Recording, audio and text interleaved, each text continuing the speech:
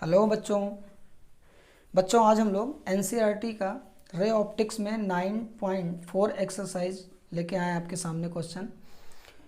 इसके पहले हमने 9.3 तक के वीडियो में अपलोड कर दिया है, आप वहाँ पे जाके देख सकते हैं हमारे यूट्यूब चैनल पे। आज हम लोग 9.4 क्वेश्चन देखने वाले हैं। देखिए जो 9.4 क्वेश्चन है इसमें इन्होंने बेटा 3 फिगर दिया हुआ है एक साथ। ये 3 फिगर आपको दिए गए हैं और इन 3 फिगरों की सहायता से ही आपको क्या करना है, यहाँ पे आर की वैल्यू आपको बतानी है। ठीक, देखिए पूरा फिगर मैं आपको समझा दे रहा हूँ क्या है इसकी कहानी। ये जो पहला फिगर आपको बताया गया, इसमें एक रे है जो वायु से कांच में एंटर कर रही है, और जब ये वायु से कांच में जा रही बेटा तो यहाँ पे आपतन कोण इन्होंने दे रखा है 60 डिग्री और अपवर्तन कोण इन्होंने दे दिया है 35 डिग्री। ठीक, फिर जब इन्होंने क्या किया कि वायु से जल में किरण को प्रवेश करवाया तो आपतन कोण इन्होंने वही रखा 60 डिग्री, और देखा क्या कि जब वायु से जल में किरण जा रही है तो अपवर्तन कोण कितना आ गया बेटा 47 डिग्री। अब फिर क्या हुआ, जो तीसरा फिगर इन्होंने दिया इसमें क्या हो रहा है कि जो रे है वो जल से कांच में जा रही है, वाटर से ग्लास में, तो यहाँ पे आपतन कोण इनका है 45 डिग्री। ये पूछ रहे हैं कि बताइए अपवर्तन कोण क्या होगा। यहाँ पे आपको अपवर्तन कोण बताना है, तो यहाँ पे हमने क्या किया, मान लिया कि अपवर्तन कोण कितना है आर। क्या है, अपवर्तन कोण आर हमने मान लिया और ये आर हमको निकालना है।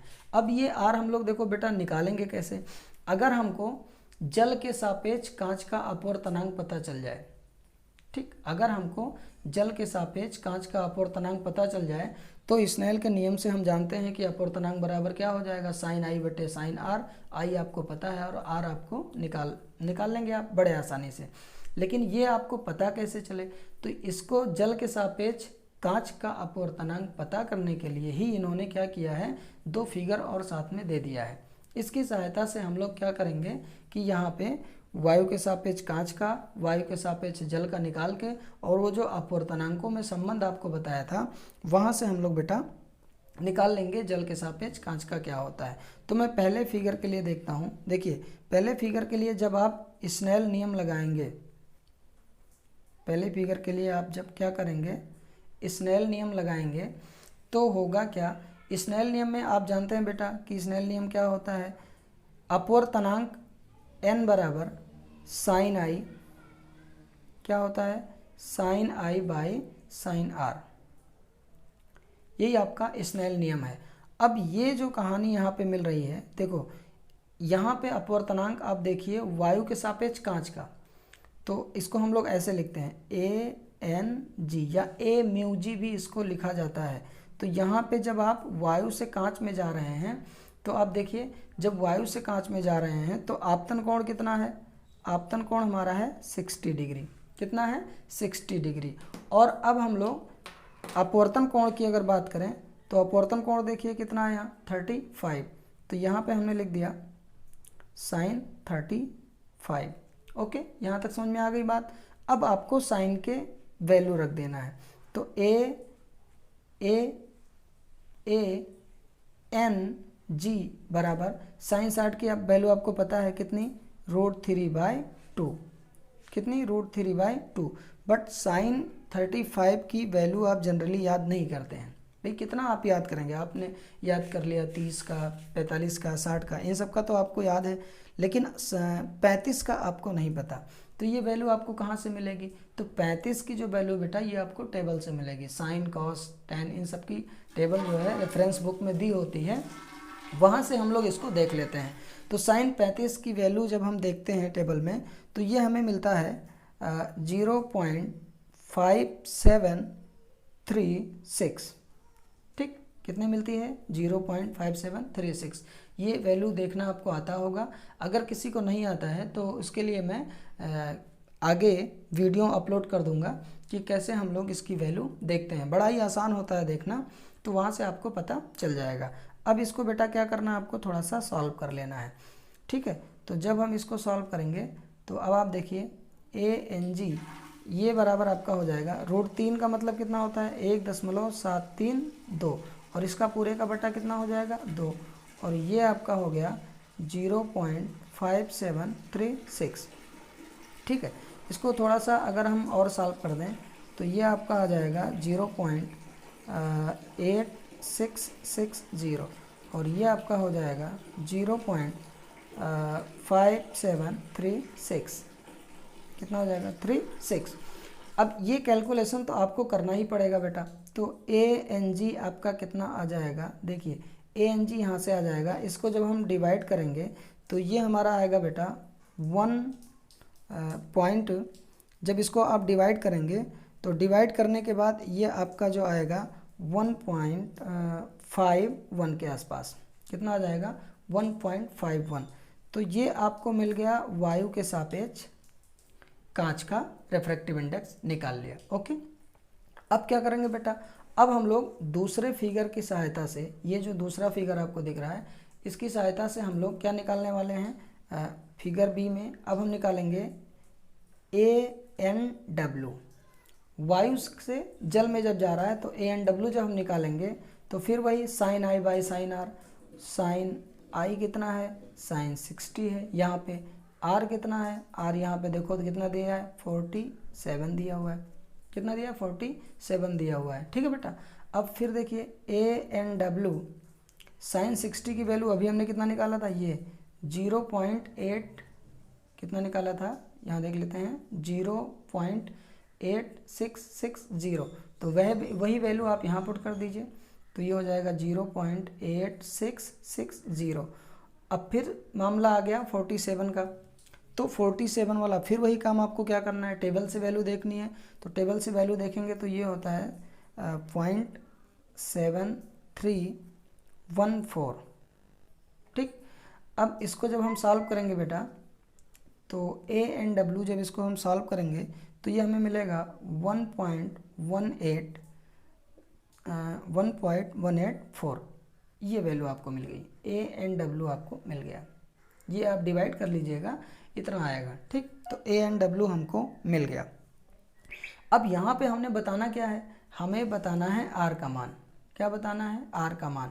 अब देखिए अगर आपको R का मान बताना है तो यहाँ देखिए रे किससे किस में जा रही, जल से कांच में जा रही है। ओके, अब जब रे जल से कांच में जा रही तो जल के सापेक्ष कांच का अपवर्तनांक आपको पता होना चाहिए। ठीक, तो जल के सापेक्ष कांच के अपवर्तनांक को कैसे लिखते हैं, किसके सापेक्ष, जल के। ठीक है, किसका निकालना है, कांच का। तो WNG, क्या आपको निकालना है, WNG। तो WNG बराबर क्या होगा, फार्मूला हमने आपको बताया था कि ANG अपॉन ANW, यही फार्मूला होता है ना, ANG अपॉन ANW। अब देखिए फिर ANG आपका कितना है, अभी आपने निकाला था, इसको इक्वेशन 1 मान लेते हैं और इसको इक्वेशन क्या मान लेते हैं, 2 मान लेते हैं। तो ANG आपने निकाल के रखा है पहले से। ANG कितना निकाला है भाई, देखिए ये कितना है 1.51, तो हमने यहाँ रख दिया 1.51 अपॉन ANW कितना निकाला है, ANW आपने निकाला है 1.184। ठीक, ये आपने पहले से मान निकाल के रखा है। अब इसको आप सॉल्व करेंगे तो सॉल्व करने पर यह आएगा 1.275। कितना आएगा 1.275। तो आपको WNG आपको मिल गया 1.275। WNG आपको मिल गया। ठीक, अब आप तीसरे केस में क्या करो, तीसरे केस में यहाँ C वाले फिगर के लिए आप WNG बराबर देखो क्या होगा, sine I upon sine R. तो साइन आई आपका कितना है बेटा, साइन आई है आपका 45। देखो कितना है यहाँ, साइन 45 है और आर आपको पता नहीं, आर आपको क्या करना है, निकालना है। तो बस अब आपको कुछ नहीं करना, अब केवल आप सॉल्व कर दीजिए। तो WNG आपके पास कितना है, तो WNG इज इक्वल टू हमने लिख दिया sine 45 by sine R. Okay बेटा, अब देखिए WNG आपने निकाला था, WNG कितना आया था, तो WNG आपका आया था ये 1.275। ठीक है, 1.275। तो WNG की जगह हमने क्या लिख दिया 1.275 इज इक्वल टू, और साइन 45 की जो वैल्यू है वो है 1/√2। By sine R. ठीक, अब इसको थोड़ा सा और सॉल्व कर लेते हैं।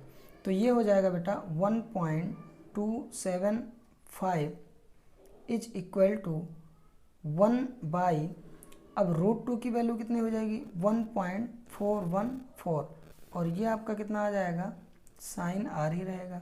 ठीक, अब क्या करना है, साइन आर हम इधर लिख लेते हैं। तो साइन आर बराबर हो जाएगा ये आपका 1/1.414। ठीक, और ये बाई बन जाएगा 1.275। ठीक, इस बात का ध्यान रखना, ये एक साथ में है। ठीक, तो जब इसको हम सॉल्व करते हैं साइन आर, जब इसको आप सॉल्व करेंगे, सॉल्व करने के बाद आपको जो वैल्यू मिलेगी, सॉल्व करने के बाद बेटा जो वैल्यू आपकी आएगी उस वैल्यू का मान कितना होगा, वो होगा सॉल्व करने पर ये आएगा 0.5546, ये सॉल्व करने पर आपको मिलेगा। ठीक, तो यहाँ से r इज इक्वल टू क्या हो जाएगा, और ये हो जाएगा साइन इनवर्स 0.5546। ठीक, अब करना क्या है, देखिए अगर ये साइन इनवर्स ऐसे होता 1 होता, 1/√2 होता, 3/√2 होता, तो इसकी वैल्यू आपको डायरेक्ट पता है, याद है आपको। लेकिन अब ये जो लिखा हुआ है 0.5546, तो इसकी वैल्यू तो आपको पता है नहीं। तो अब आपको इनवर्स वाला टेबल देखना है। अब आपको क्या करना है, इनवर्स वाला टेबल देखना है। तो जब आप इनवर्स वाला टेबल देखेंगे तो साइन इनवर्स मान किसका पता करना है, 0.5546। ठीक, ये आपको मान पता करना है कि कितना डिग्री आएगा। ठीक, कितना डिग्री आएगा।